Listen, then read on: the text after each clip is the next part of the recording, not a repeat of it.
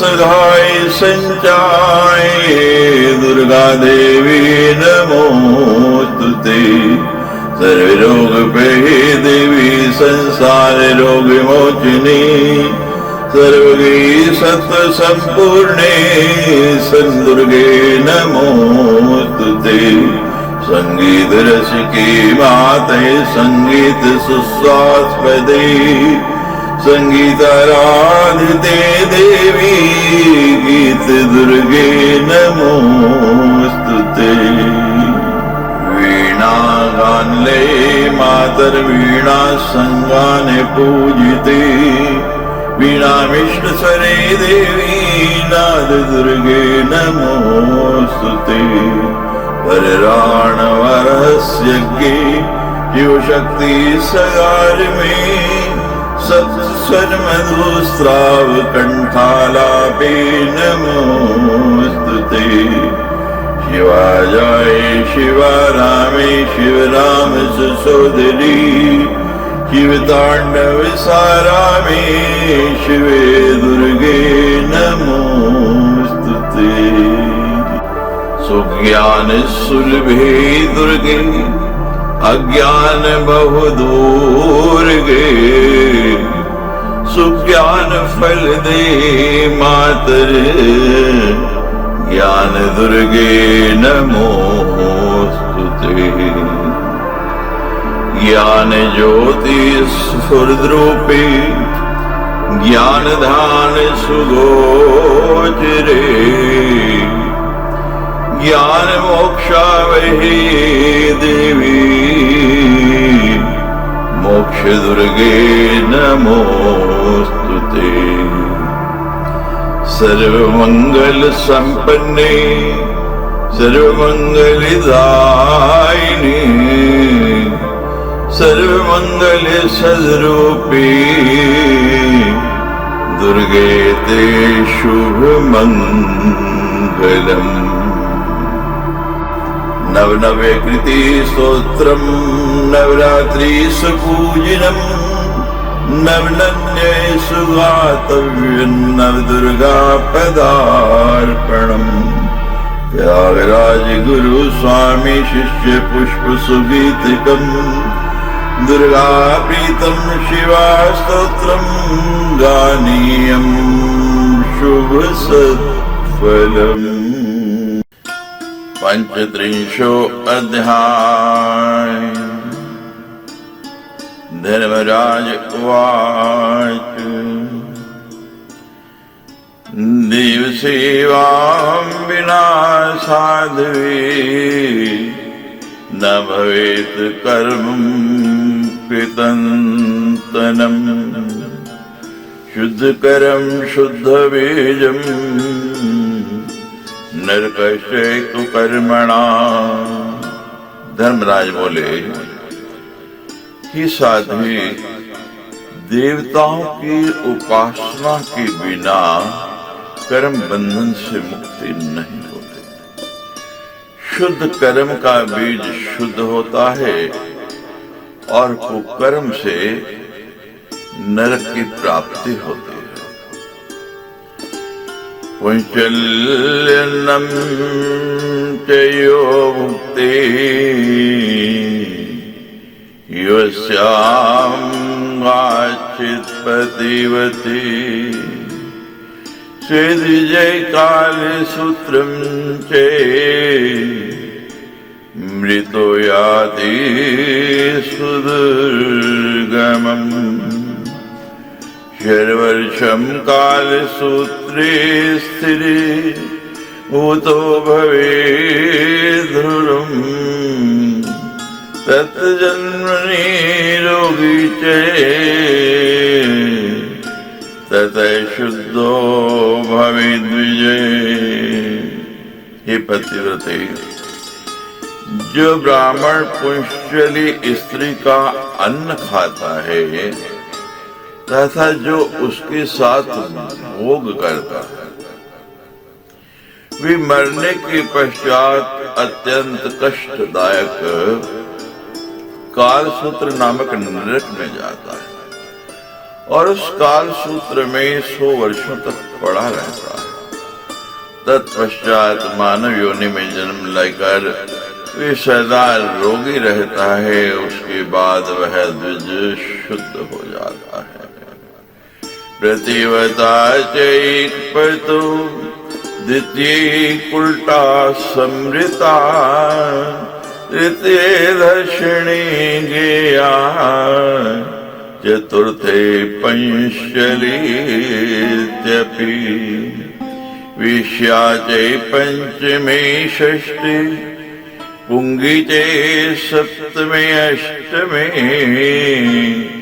चतुर्धम महाविश्या सास्पृश्या सर्वजातिषु।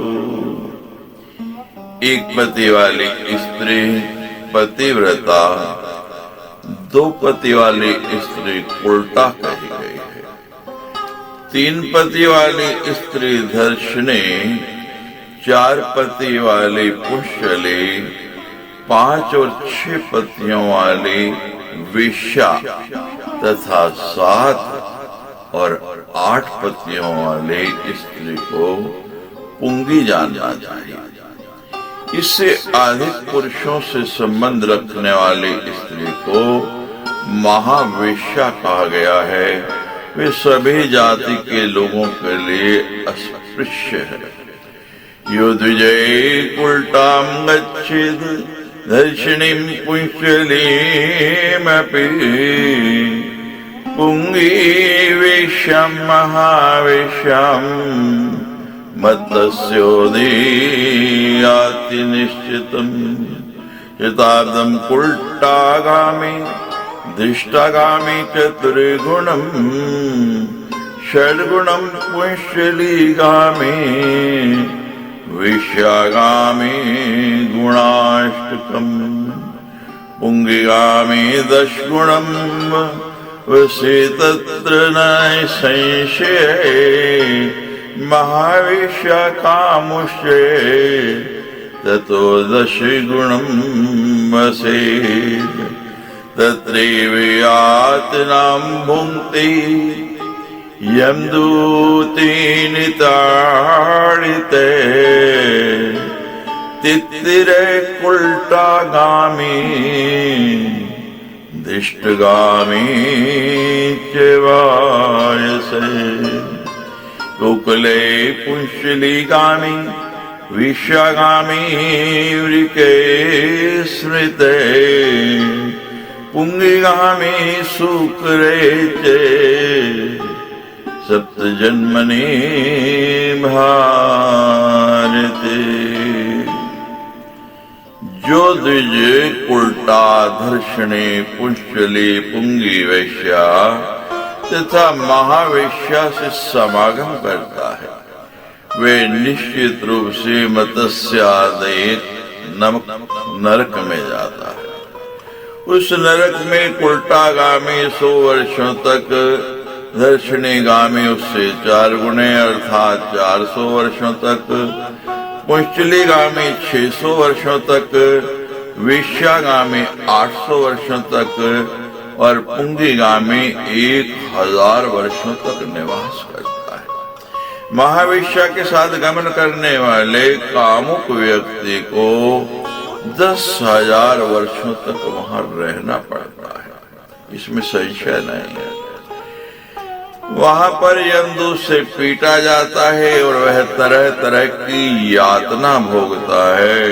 उसके बाद उल्टागामी तीतर, दर्शनीगामी कौआ, पुंचलीगामी कोयल, विश्यागामी भेड़िया और पुंगीगामी सुअर की योनि में भारतवर्ष में 7 जन्म तक पैदा होते रहते। ऐसा कहा गया है। महाविश्या से समागम करने वाला मनुष्य सेमर का वृक्ष होता है। महाविश्या प्रगामी चे जायते शाल्मली तरु यो भुक्ति ज्ञानहीन ग्रहणे चंद्र सूर्य पूजयो अरुन्तुदं सयातेवापि नन्दमालाब्दशब्दमेव चेत् ततो भवेन मानवाश्चे अप्युदरे रोगपीडिते गुल्मयुक्तश्च कर्णश्च दन्तहीने तते शुचि वाक्ये प्रदत्तां स्वकाम्यं चेत् यो अन्यस्मै प्रददाति चेत् सेवसेत् पांसुकुण्डे चेत् तद्भोजिष्यद्वत्सरम् तद्व्यवहारीये साध्वी पार्श्वेष्टे शताब्दकम्। जो अज्ञानी मनुष्य चंद्र ग्रहण और सूर्य ग्रहण के अवसर पर भोजन करता है, वे अन्न के दानों की संख्या के बराबर वर्षों तक अरुतद नामक नरक कुंड में जाता है। तत्पश्चात वह मनुष्य योनि में उत्पन्न होता है। उस समय उदर रोग से पीड़ित, प्लीहा रोग से ग्रस्त, काना तथा दंत विहीन हो जाता है। उसके बाद उसकी शुद्धि होती है। जो अपने कन्या का वागदान करके उसे किसी अन्य पुरुष को प्रदान कर देता है, वे 500 कुंड नामक नरक में 100 वर्षों तक वास करता है। और उसे धूल राशि का भोजन करता है। हे साध्वी, जो मनुष्य अपनी कन्या के धन का हरण करता है, वे पांशुविष नामक नरक कुंड में 100 वर्षों तक वास करता है। वे वहां बाणों की शैया पर लेटा रहता है और मेरे दूत उसे पीटते रहते। निवसेश्वर शय्यायां मम दूतेन ताड़िते भक्त्याने पूजेद विप्रे शिवलिंगं च पार्थिवम् ते आतिशूरिणे पापान् शूलप्रोतं सुदारुणम् सित्तास्तावदं तत्रैव श्वापदे सप्तजन्मसु। जो विप्र भक्ति पूर्वक पार्थिव शिवलिंग की पूजा नहीं करता, वे त्रिशूल धारण करने वाले भगवान शिव के प्रति अपराधजन्य पाप के कारण शूलप्रोत नामक अत्यंत भयानक नरक कुंड में जाता है। वहाँ 100 वर्ष तक रहने के पश्चात वे 7 जन्मों तक वन्य पशु होता है। इसके बाद 7 जन्म तक जीवल होता है, फिर उसकी शुद्धि हो जाती है। ततो भवे देवलश्च सब जन्मे ततः शुचि करोति कुंठितं विप्रम यद्भया कंपते द्विजय प्रकंपने वसोऽपि विप्रोदामेव च प्रकोपि वदिना कोपात् स्वामिनं याच पश्यति कटुक्तिं तब्रवदत्ति सोल्मुखं संप्रयाति उल्कां ददाति तद्वक्त्रे सत्तं मम किंकरे दंडेन ताड़ेन मूर्धनि तल्लो माब्द प्रमाणकम् ततो भीन मानवी चे विद्भासत जन्मसु।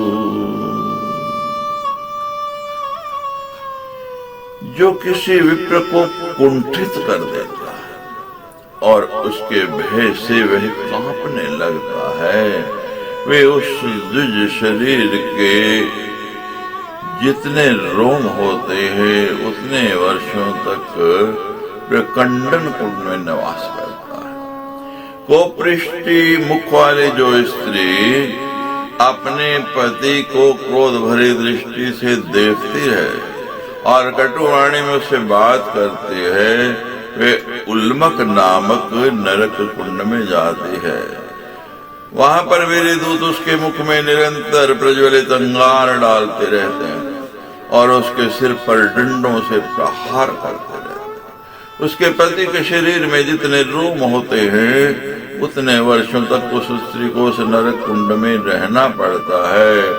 उसके बाद मानव जन्म प्राप्त करके वे 7 जन्म तक विधवा रहती है। विधवा का जीवन व्यतीत करने के पश्चात वह रोग से ग्रस्त हो जाती है। तत्पश्चात उसकी शुद्धि हो जाती है।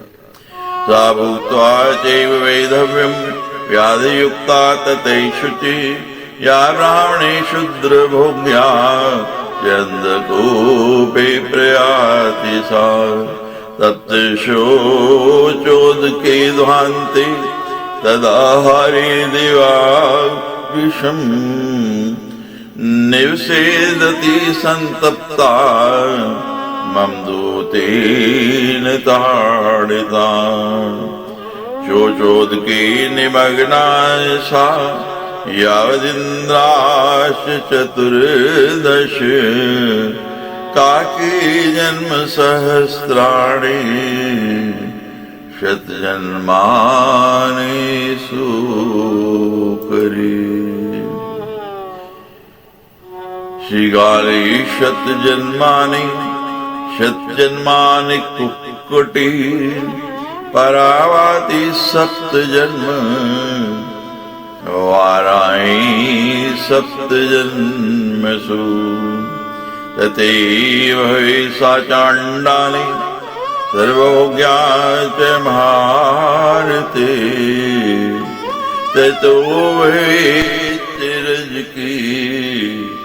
यक्षकुम्भस्था च पुंशली।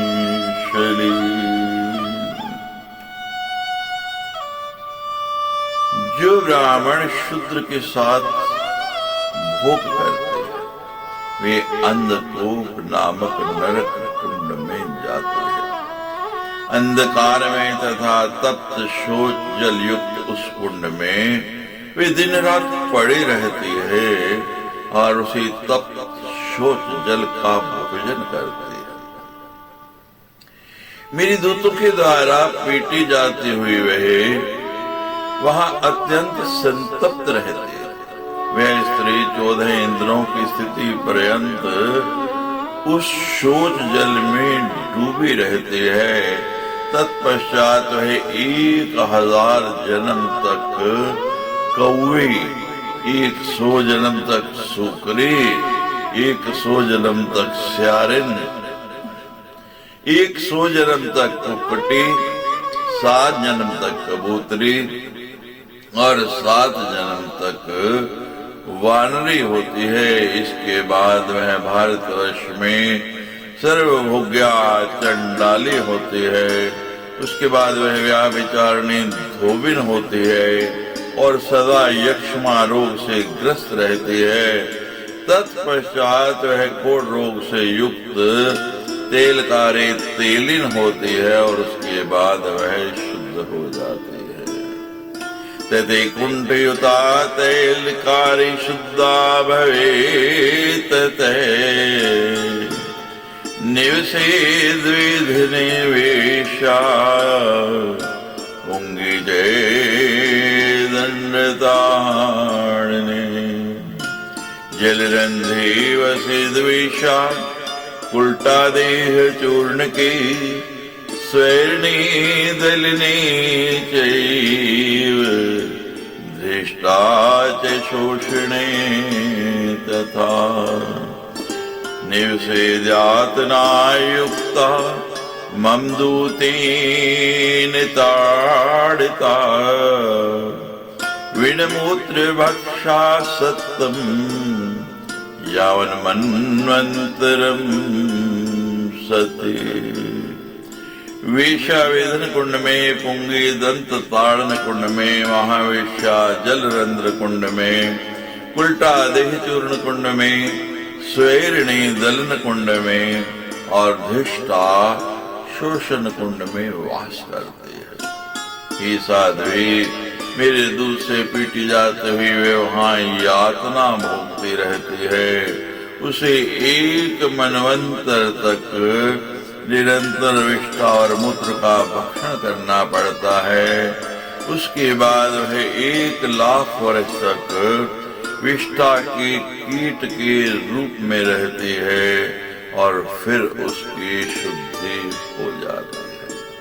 तदो विवेद कृमिश्चे लक्षवर्षम तदैशुचि ब्राह्मणो ब्राह्मणीं गच्छेत् क्षत्रियमापि क्षत्रिये वैश्यो वैश्यां च शूद्रं वा शूद्रश्चपि व्रजेदपि स्वर्णपर्दारयिष्ये कषायं यान्ति ते जनाः मुक्ता कषाय तप्तोदम् निवसेद्वाशताब्दकम् ततो विप्रो भवेत् शुद्धः ततो वै क्षत्रियाः।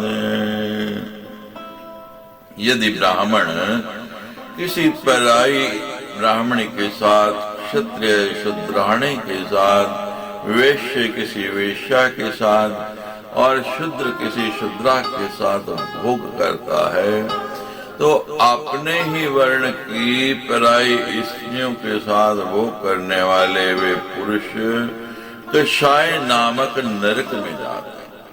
वहां वे कषाय खारा तथा गर्म जल पीते हुए 100 वर्ष तक पड़े रहते हैं। उसके बाद वे ब्राह्मण, क्षत्रिय आदि पुरुष शुद्ध होते हैं। उसी प्रकार यातनाएं भोगकर वे ब्राह्मणी आदि स्त्रियां भी शुद्ध होती हैं। ऐसा पितामह ब्रह्मा ने कहा है। योषितश्च अपि शुध्यन्ति तवैव महापितामहे क्षत्रियो ब्राह्मणीं गच्छेत् वैश्वापि पतिव्रते मातृगामी भवेत् सोऽपि जर्पि च नरके वसेत् शूर्पाकारैश्च कृमिभिर्ब्राह्मण्याः भक्षितैः प्रतप्तमुक्तभोजी च मम दूतेन ताडिते तत्रैव यातना मुक्ते यावदिन्द्राश्चतुर्दश। हे पतिव्रते, जो क्षत्रिय अथवा वैश्य किसी ब्राह्मणी के साथ समागम करता है वह मातृगामी होता है और वह शूप नामक नरक में वास करता है। ब्राह्मणी सहित वह मनुष्य सूप के आकार में कीड़ों के द्वारा नोचा जाता है। वहां वह अत्यंत गर्म मूत्र का सेवन करता है और मेरे दूत उसे पीटते हैं। वहां पर वह 14 इंद्रों की आयु पर्यंत यातना भोगता है। इसके बाद वह 7 जन्मों तक सुअर और 7 जन्मों तक बकरा होता है। तत्पश्चात वह शुद्ध हो जाता है। सप्त जन्म वराह च शैलाश्च ततै शुचि गिरिधित्वा तु तुलसीम् प्रतिज्ञां यो निपालेत्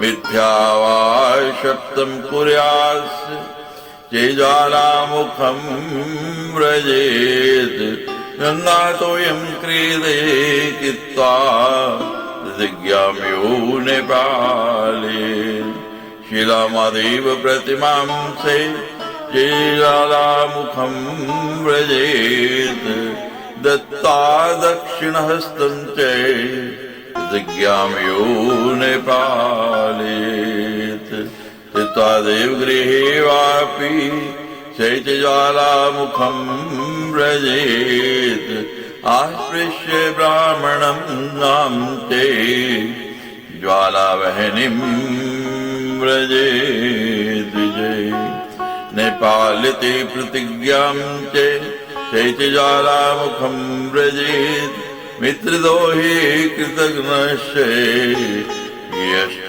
विश्वासघातके मिथ्या साक्ष्ये प्रदस्त चैव शैत्यज्वालामुखं व्रजेत् इति तत्र वसन्तेव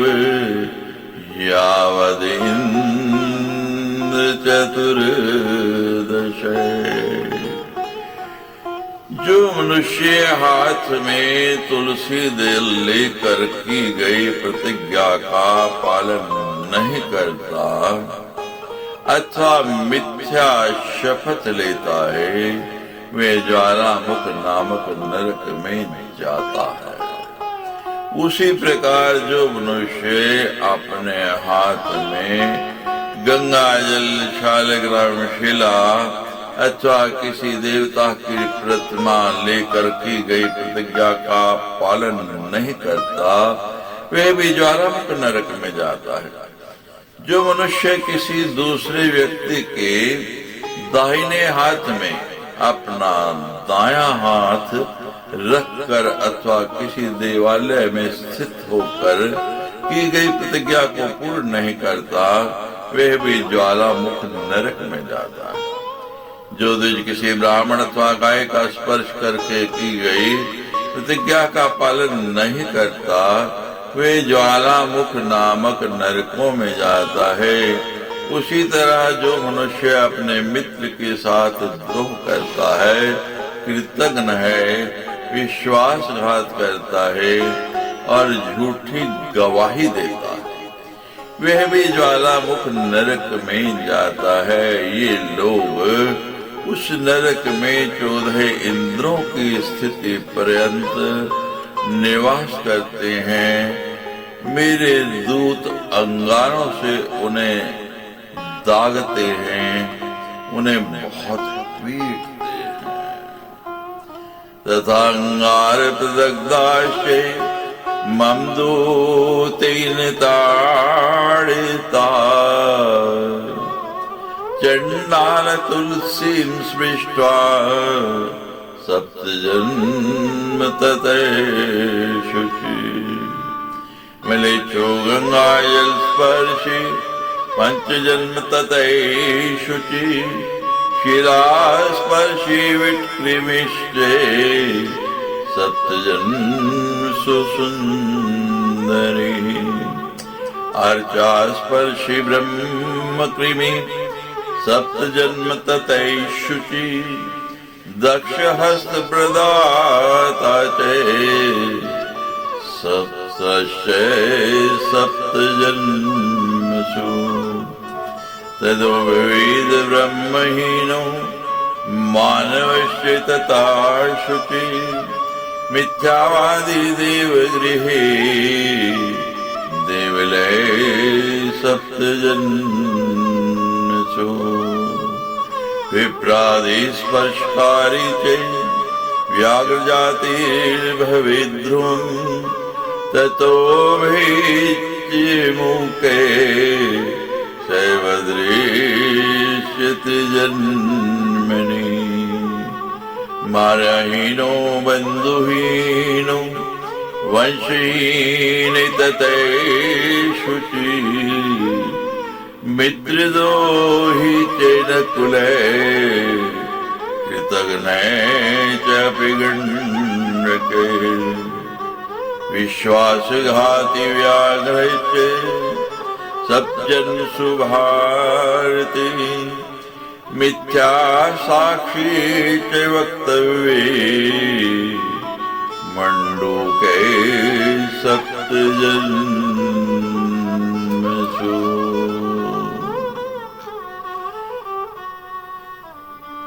तुलसी का स्पर्श करके मिथ्या शब्द लेने वाला 7 जन्मों तक चंडाल होता है। इसके बाद उसकी शुद्धि होती है। गंगा जल का स्पर्श करके की गई प्रतिज्ञा का पालन न करने वाला 5 जन्म तक मलिच होता है। उसके बाद वाली ही सुंदरी शालन ग्राम शिला का स्पर्श करके की गई प्रतिज्ञा का पालन न करने वाला 7 जन्म तक विष्ठा का कीड़ा होता है। किसी देव प्रतिमा का स्पर्श करके जो मिथ्या प्रतिज्ञा करता है वे 7 जन्म तक ब्राह्मण गृहस्थ के घर कीड़ा होता है। इसके बाद उसकी शुद्धि हो जाती है। किसी के दाहिने हाथ पर अपना दाहिना हाथ रखकर मिथ्या शब्द लेने वाला 7 जन्म तक सर्प होता है। इसके बाद ब्रह्म विज्ञान विहीन मानव होता है, पुनः शुद्ध होता है। जो देव मंदिर में मिथ्या वचन बोलता है वह 7 जन्म तक देवल होता है। ब्राह्मण आदि का स्पर्श करके झूठी प्रतिज्ञा करने वाला निश्चित रूप से बाघ योनि में जन्म लेता है। उसके बाद वे 3 जन्म तक गूंगा और फिर 3 जन्म तक बहरा होता है। विभार्या रहित बंधु बांधवों से विहीन तथा निस्संतान रहता है। तत्पश्चात शुद्ध हो जाता है। जो मित्र के साथ द्रोह करता है वह नेवला होता है। जो दूसरों का उपकार नहीं मानता वे गेंडा होता है। जो विश्वासघाती होता है वे 7 जन्मों तक भारतवर्ष में बाघ होता है। और जो झूठी गवाही देता है वह 7 जन्मों तक मेंढक होता है। वे अपनी 7 पीढ़ी पहले और 7 पीढ़ी बाद की पुरुषों का अध पतन करा देता है। 7 पीढ़ियों को पतित कर देता है। पूर्वान् सप्ता परान्तन् सप्त पुरुषान् हति च आत्मने नित्या क्रिया विहीनश्च जड़त्वेन युतो द्विजः यस्यानातवेदवाकी मंदमस्ति संततम् ऋतोपवासहीनेश्चे सद्वाक्ये परनिन्दके धूम्रान्धि चैव शेषोऽपि शताब्दं धूम्ररक्षके जलजन्तुर्भवेत्सोऽपि शतजन्म क्रमेण च। जो द्विज नित्य क्रिया से विहीन तथा जड़ता से युक्त है, वेद वाक्यों में जिसकी आस्था नहीं है, जो कपट पूर्वक उनका सदा उपहास करता है, जो व्रत तथा उपवास नहीं करता और दूसरों के उत्तम विचारों की निंदा करता है, वह धूम्रांध नामक नरक में धूम का ही भक्षण करते हुए 100 वर्ष तक निवास करता है। उसके बाद वह क्रम से 100 जन्मों तक अनेक प्रकार का जल जंतु होता है। तत्पश्चात वह अनेक प्रकार की मत्स्य योनि में जन्म लेता है। उसके बाद उसकी शुद्धि हो जाती है। ततो नाना प्रकारस्य मत्स्य जाते ततैषुचि ये क्रोत्युपहासन्ते देव ब्राह्मणयोर्धने पातित्वा से पुरुषान् दशपूर्वान् दशापरान् सोऽयं याति धूम्रान्धम् धूम्रध्वान्त समन्वितम् धूम्रकृष्टो धूम्रभोजी वसेत् तत्र चतुर्गुणम् ततो मूषक जाते से सप्तजन्मसु भारते ततो नानाविधा पक्षी जाते कृमि जाति भी ततो नानाविधा वृक्षा पश्वसे ततो नरे। जो मनुष्य देवता तथा ब्राह्मण की संपत्ति का उपहास करता है वे अपने 10 पीढ़ी पहले और 10 पीढ़ी बाद के पुरुषों का पतन कराकर स्वयं धूम्र तथा अंधकार से युक्त धूम्रांध नामक नरक में जाता है। वहां पर धुएं से कष्ट सहते हुए तथा धुएं का ही भोजन करते हुए वे 400 वर्ष तक रहता है। उसके बाद वह भारतवर्ष में 7 जन्म तक चूहे की योनि में जन्म पाता है। तदनंतर वह अनेक प्रकार के पक्षियों तथा कीड़ों की योनि में जाता है। उसके बाद अनेक विध वृक्ष तथा पशु होने के अनंतर वे मनुष्य योनि में जन्म ग्रहण करता है। विप्रदेवज्ञ जीवी च वेद जीवी चिकित्सक लाक्षालोहादि व्यापारी रसादि विक्रय सयाति नागवेष्टं च नागवेष्टितमेव च वसेस्लोममानाब्दं तत्रैव नागपाशिते ततो नानाविधा पक्षी जातयश्च ततो नरे तते भवेश गणको वैद्यश्च सप्तजन्मसु। जो विप्र ज्योतिष विद्या से अपनी आजीविका चलाता है, वैद्य होकर चिकित्सा वृत्ति से आजीविका चलाता है, लाख लोहा आदि का व्यापार करता और रस आदि का विक्रय करता है, नागों से व्याप्त नागवेष्टन नामक नरक में जाता है और नागों से आबद्ध होकर अपने शरीर के रोम प्रमाण वर्षों तक वहां निवास करता है। तत्पश्चात उसे नानाविध पक्षी योनियां मिलती हैं और उसके बाद वे मनुष्य होता है।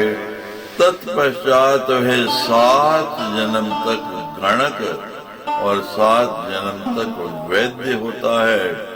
पुनः गोप कर्मकार और रंगकार होकर के शुद्ध होता है।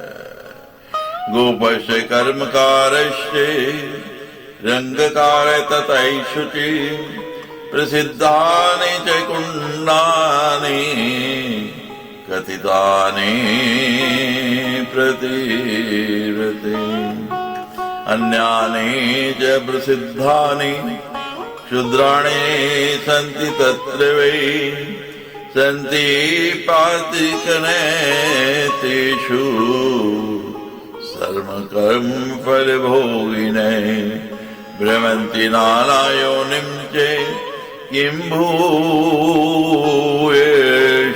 त्वमेच्छसि। हे पतिव्रते, मैंने प्रसिद्ध नरक कुंड का वर्णन कर दिया। इसके अतिरिक्त और भी छोटे छोटे कुंड हैं जो प्रसिद्ध नहीं। अपने कर्मों का फल भोगने के लिए पापी लोग वहां आते हैं और विचित्र योनियों में भ्रमण करते रहते हैं। अब तुम और क्या सुनना चाहते हो? श्रीमद्देवी भागवते महापुराणे अष्टादशसहस्रायां संहितायां नवम स्कन्धे नाना कर्म विवाक फल कथनम नाम पंचविंशो अध्याय। सच्चे दरबार की जय।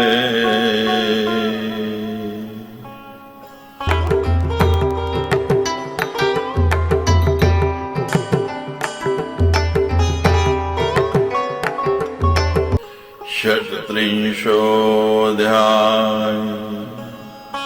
सावित्री उवाच। धर्मराज महाभाग वेद वेदांग पारग नाना पुराण इतिहासे यसारं तत्पदर्श। सर्वेषु सारभूतं यस्सर्वेष्टं सर्वसम्मतं करं चेद् बीजरूपं प्रशस्तं सुखदं नृणाम्। सर्वप्रदं च सर्वेषां सर्वमङ्गलकारणम्। भयं दुःखं न पश्यन्ति येन वै सर्वमानवा। कुण्डानीति न पश्यन्ति तेषु नैव पतन्ति च। न भवेद्दिनजन्मादि तत्कर्म वद साम्प्रतम्। सावित्री बोली, ही वेद वेदांग में पारंगत महाभाग धर्मराज, नानाविध पुराणों तथा इतिहास में जो सार स्वरूप है उसे प्रदर्शित कीजिए।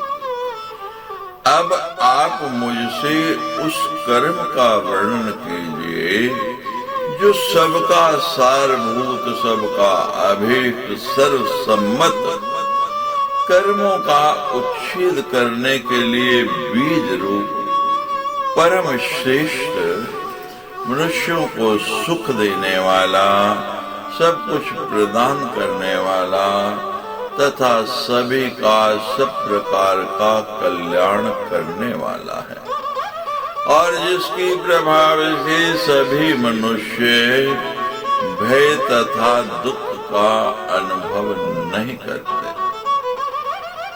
नरक कुंडों को उन्हें देखना नहीं पड़ता, वे उनमें नहीं गिरते तथा जिससे उनका जन्म आदि नहीं होता। किमाकारिणी कुंडानि तानि वा निर्मितानि च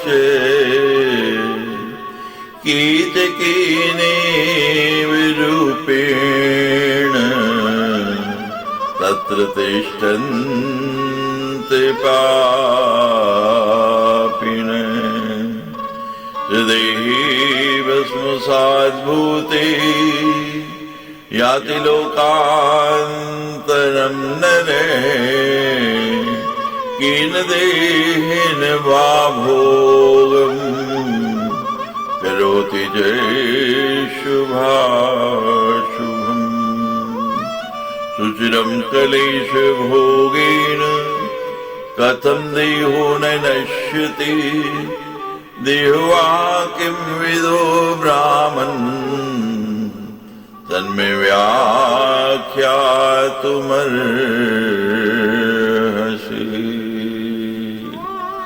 उन नरक कुंडों की आकार कैसे हुए और वे किस प्रकार बने हैं, कौन कौन पापी किस रूप में वहां निवास करते हैं, अपने देह के भस्मसात हो जाने पर मनुष्य किस देह से परलोक में जाता है और अपने द्वारा किए गए शुभ अशुभ कर्मों का फल भोगता है। दीर्घ काल तक महान क्लेश का भोग करने पर भी उस देह का नाश क्यों नहीं होता और वह देह किस प्रकार का होता है? हे ब्राह्मण, मुझे यह बताने की कृपा कीजिए। नारायण उवाच सावित्री वचनं श्रुत्वा धर्मराजो हरिं स्मरन् कथां कथितो मारेभे कर्मबंधन कृन्तने। नारायण बोले, हे नारद, सावित्री की यह बात सुनकर धर्मराज ने भगवान श्री हरि का स्मरण करते हुए कर्म बंधन को काटने वाली कथा कहनी प्रारंभ की। धर्मराज वाच वत्से चतुर्षु वेदेषु धर्मेषु सहितासु च पुराणेषु इतिहासेषु पांचरात्रादिकेषु च अन्येषु धर्मशास्त्रेषु वेदांगेषु च सुव्रते सर्वेष्टं सारभूतं च पंचदेवानुसेवनम्। धर्मराज बोले, हे वत्से, हे सुव्रते, चारों वेदों, धर्मशास्त्रों, संहिताओं, पुराणों, इतिहासों, पंचरात्रादि धर्म ग्रंथों तथा अन्य धर्म शास्त्रों और वेदांगों में 5 देवताओं की उपासना को सर्वश्रेष्ठ तथा सारभूत बताया गया है। जन्म मृत्यु जरा व्याधि शोक संताप विनाशनम सर्वमंगल रूपम च परमानंद कारणम कारणम सर्व सिद्धीनाम नरकारणवतारणम भक्ति वृक्षांकुरम कर्म वीक्षणिकिंतनम विमोक्ष सोपानमिदं विनाशपदं समृतं सालोके सारिष्टे सारूप्ये साम्यप्यादि प्रदं शुभम्। यदि वो उपासना जन्म मृत्यु जरा व्याधि शोक तथा संताप का नाश करने वाले सर्व मंगल रूप परमानंद का कारण संपूर्ण सिद्धियों को प्रदान करने वाले नरक रूपी समुद्र से उद्धार करने वाले भक्ति रूपी वृक्ष को अंकुरित करने वाले कर्म बंधन रूपी वृक्ष को काटने वाले मोक्ष के लिए सोपान स्वरूप शाश्वत पद स्वरूप सालोक्य साष्टी सारूप्य तथा सामीप्य आदि मुक्तियों को प्रदान करने वाले तथा मंगलकारी बताई गई है। पुण्डानयं दूतश्चे रक्षितानि सदा शुभे नहि पश्यन्ति स्वप्ने च पंचदेवार्चका नरा देवी भक्ति विहीनाय हि पश्यन्ति ममालयम् यान्ति हरितार्थम् आश्रयन्ति हरिवासुरम्।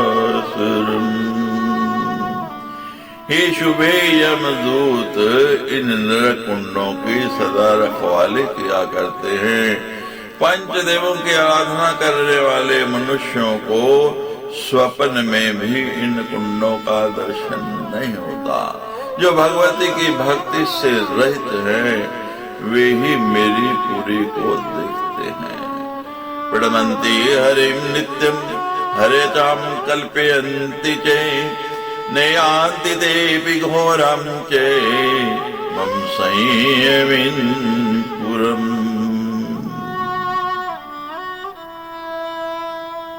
जो भगवान के तीर्थों में जाते हैं, एकादशी का व्रत करते हैं, भगवान श्री हरि को नित्य प्रणाम करते हैं और उनकी प्रतिमा की पूजा करते हैं,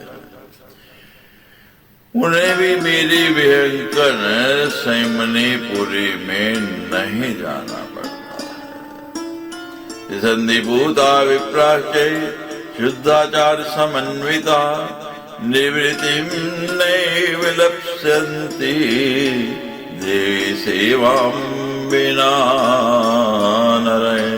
स्वधर्मनिरताचारा स्वधर्मनिरता तथा गच्छन्तो मृत्युलोकं चे दुर्दृशा मम किंकरा। भीतै शिवोक्पास्केभ्यो विनते आदियोर्गा सदूतं पाशहस्तं च गच्छन्तं वारयाम्यहम्। त्रिकाल संध्या से पवित्र तथा विशुद्ध सदाचार से युक्त ब्राह्मण भी बिना भगवती की उपासना के मोक्ष नहीं प्राप्त कर सकते।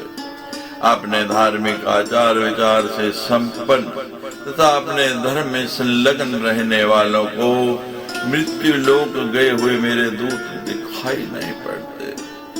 मेरे दूत शिव के उपासकों से उसी तरह भयभीत होते हैं जिससे गरुड़ से सर्प भयभीत होता है। हाथ में पाश लिए हुए अपने दूत को शिवोपासक की ओर जाते हुए देख करके मैं उसे रोक देती हूँ। यस्यान्ति ते च सर्वत्र हरिदासाश्रम बिना कृष्ण मंत्रोपासका चे विनते आदिरोगा। देवी मंत्रोपासका नाम नाम्ना निकृन्तनं करोति नखलेखन्या चित्रगुप्तस्य भीतवत्। मधुपर्कादिकं तेषां पूर्ते च पुनः पुनः विलङ्घ्य ब्रह्मलोकं च लोकं गच्छन्ति ते सती। पाप करने वालों की सूची से देवी के मंत्रोपासकों के लिखे नामों को चित्रगुप्त भयभीत होकर अपनी नख रूपी लेखनी से काट देते हैं। साथ ही मधुपर्क आदि से बार बार उनका सत्कार करते हैं।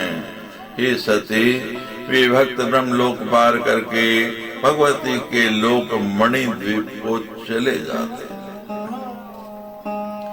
दुरितानि च नश्यन्ति येषां संस्पर्शमात्रतः हि महाभाग्यवन्तो हि सहस्रकुलपाविना। यथा च प्रज्वलदहनो शुष्कानि च तृणानि च प्राप्नोति मोहे सम्मोहम् तांश्च दृष्टा च भीतवत्। कामस्य कामिनं याति लोभ क्रोधो ततै सति मृत्यु प्रलीयते रोगो जरा शोकं भयं तथा। जिनके स्पर्श मात्र से संपूर्ण पाप नष्ट हो जाते हैं वे भक्त महान सौभाग्यशाली हैं। वे हजारों कुलों को पवित्र कर देते हैं। जलती हुई अग्नि में पड़े हुए सूखे पत्तों की भांति उनके पाप जल जाते हैं। उन भक्तों को देखकर मोह भी भयभीत होकर मोहित हो जाता है। हे साध्वी, काम निर्मूल हो जाता है। लोभ तथा क्रोध नष्ट हो जाते हैं और मृत्यु विलीन हो जाती है। इसी प्रकार रोग, जरा, शोक, भय, काल, शुभ शुभ कर्म, हर्ष तथा भोग, ये सब प्रभावहीन हो जाते हैं। काले शुभाशुभम कर्म हर्षो भोगे तथैव चेत् ये यान्ति ताम पीड़ाम कथितास्ति मया सति। शृणु देह विवरणं कथयामि यथागमम् इत्थैवायुराकाशे तेजस्तोयमिति श्रुतम्। देहिनां देहबीजं च सृष्टिर्सृष्टिविधो परम् पृथ्व्यादि पंचभूतेर्यो देहो निर्मितो हे साध्वी, जो लोग उस नार की पीड़ा को प्राप्त नहीं करते उनके विषय में मैंने बता दिया। अब आगम शास्त्र के अनुसार देह का विवरण बताता हूँ। पृथ्वी, जल, तेज, वायु और आकाश, ये 5 तत्व स्पष्ट हैं। सृष्टा के सृष्टि विधान में प्राणियों के लिए एक देह बीज निर्मित होता है। पृथ्वी आदि 5 भूतों से जो देह निर्मित होता है वह कृत्रिम तथा नश्वर है और इस लोक में वह भस्मसात हो जाता है। स कृत्रिमो नश्वरस्य भस्मसात् विद्धो अंगुष्ठ प्रमाणस्य यो जीवे पुरुषे कृते विवर्ति सूक्ष्मं देहं तं तद्रूपं भोगहेतवे न देहो न भवेद् भस्म जल अग्नो ममाले। उस शरीर में जो जीव आबद्ध रहता है वे उस समय अंगूठे के आकार वाले पुरुष के रूप में हो जाता है। अपने कर्मों का फल भोगने के लिए वह जीव सूक्ष्म रूप से उस देह को धारण करता है। मेरी पुरी में प्रज्वलित अग्नि में डाले जाने पर भी वह देह भस्म नहीं होता है। जलेन नष्टो देहि वा प्रहारे सुचिरम कृते न शस्त्रेण न वास्त्रेण तीक्ष्ण कंटके तथा तप्त द्रवे तप्त लोहे तप्त पाषाण एव च तप्त प्रतिमाश्लेषे यत्पूर्वपत्ने पिते न दग्धो न भग्ने से भुङ्क्ति संतापमेव च कथितो देवृतान्ते कारणं च यथागमम् पुण्डानां लक्षणं सर्वं मोधाय कथयामि ते। वे सूक्ष्म यातना शरीर न तो जल में नष्ट होता है न दीर्घ काल तक प्रहार करने पर ही नष्ट होता है। उस शरीर को अस्त्र तथा शस्त्र से नष्ट नहीं किया जा सकता।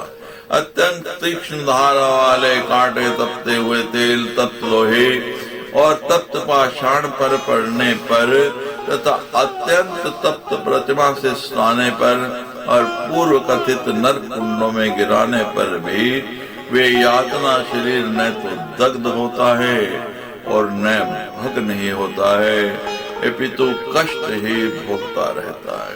इस आदि आगम शास्त्र के अनुसार देह वृत्तांत तथा कारण आदि मैंने बता दी।